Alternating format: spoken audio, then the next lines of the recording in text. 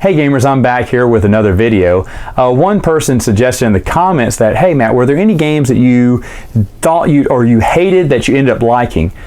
That's a very little list, and the reason I hated it was because I played the rules wrong. Okay, so something like King's Abbey, I hated it when it came out, and then played it again. Oh wait, this is a great game. I was playing one of the rules wrong, and then I found out a lot of the games were like that. I played it wrong the first time. That's why I hated it.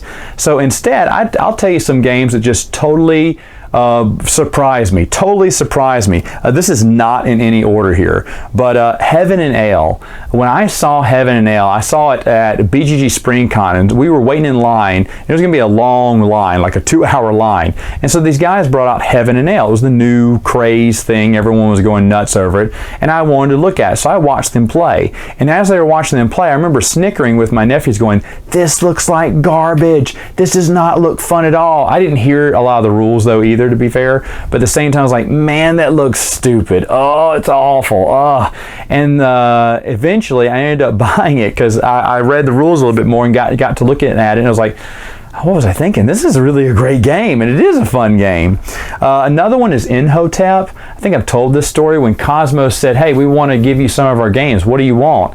And I was like, none of them? But I'd heard Imhotep was good. It did not interest me in the least, but when I heard everyone talking about it, I was like, well, give me that one.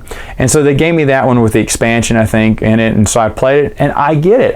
That's a good game. It really did surprise me. I didn't think it was going to be that good, but then I played it, and like I said, pleasantly surprised at that.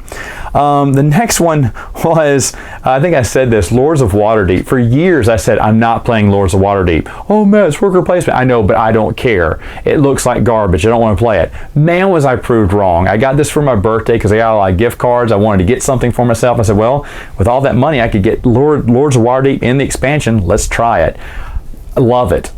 It is a great worker placement game. Don't be fooled by this one. This is actually a really good game. I just cannot believe, after years of me dogging this game, said I will never play that game. It does not look good.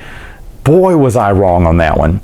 Another one I was wrong on, there are two of these. I got these free in a package. I won a board game package at BGG SpringCon, and it was probably the worst one of them all. I mean, it didn't have any, it had like little junky games. I remember I gave one away to a friend of mine, and the other two I kept. And the other two, it wasn't that expensive a package either. It was the lowest tier package that they were giving away. One was Garbage Day. Now, when I saw Garbage Day, I went, yeah, this is a game I'm going to throw away because I hate the artwork. I think the artwork is awful. It's stupid.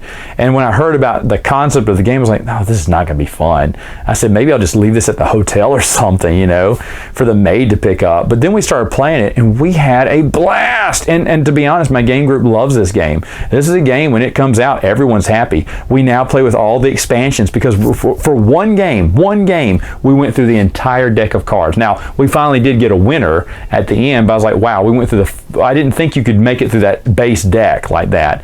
But you know, when it falls out, you know, you eliminate a player there. So we played with the max players, and we played through the whole deck. So now I play with all the expansions. We'll never get to the bottom of that deck though. This is just a fun game, and it was a surprise. The other game in that package was Coconuts. I looked at Coconuts and went, this is a kiddie game. I'll give this to my nephews. And then we started playing it, and maybe about an hour and a half later, we finally stopped. This is a great game. I still bring this game out all the time. It's kind of to pass the time, or we don't have time for many games left, and people will end up staying longer just to play another round of Coconuts. It's just such a fun game. I cannot believe how good that game was, because when I started, I was like, these are kiddie games. These are awful games. I was only right about one of those games in the package. That's the one I gave away. Anyway, another one was Kings of Israel. Kings of Israel, I thought, was like a Pandemic ripoff, and in a way it is. In a way, but there's so many different objectives to do, and there's so many different things that it does make it a little bit different from Pandemic, that I was surprised how much I enjoyed this. In fact, I laughed when I played this at, I think it was at the Phoenix Gaming Fair or whatever, and I got it just as a joke and played it, and I was like, oh, that was kind of fun. And then I played it again. Then I went on and bought it secondhand from someone because I was like, man, this is a great game. I was just really surprised. I like it better than Pandemic. Like I said, you're going around curing sin, but watch out because it could be a golden calf, which is just harder to get on the board. The game can be really easy or really hard. You can tier it really well. And then sometimes the way you play, like if the wrong cards come out, you are screwed. You can play with the thief to make things just a tiny bit harder, and then play with false prophets, 1 or 2, and whoa, then you're talking about really hard. But I love how the game can easily, you know, turn up or turn down on different levels. And even on easy, we have lost a few times too. It's not like Pandemic where now I have to make it the hardest level ever for us to lose, because any other thing will win right out. We're gotten really good with Pandemic, but this one, there's still, I'd say, about a 20, maybe 30% chance we may lose there, which is really keen.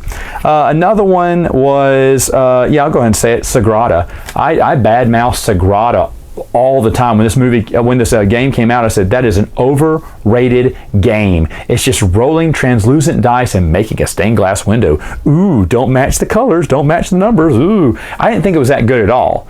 And then it was all the hotness, and after that hotness was going down, I remember that this is at the Phoenix Gaming Fair too. The people I was with, after they played some of my games, they said, well, you want to play Sagrada? I was like, yeah, sure, we'll play. Yeah, I didn't want to say no and walk away. So we played Sagrada, and I was like, oh, this is a great game. It's a great game. I was so wrong about this game, and I don't know why. Like I said, I knew the basic, mechanics of how the game worked, but I just was not impressed until you play it. This game is awesome. Really love it. And then the other one that just really surprised me, I was just dead wrong on. I bought this as a filler game. It's Challenge of the Super Friends, the card game.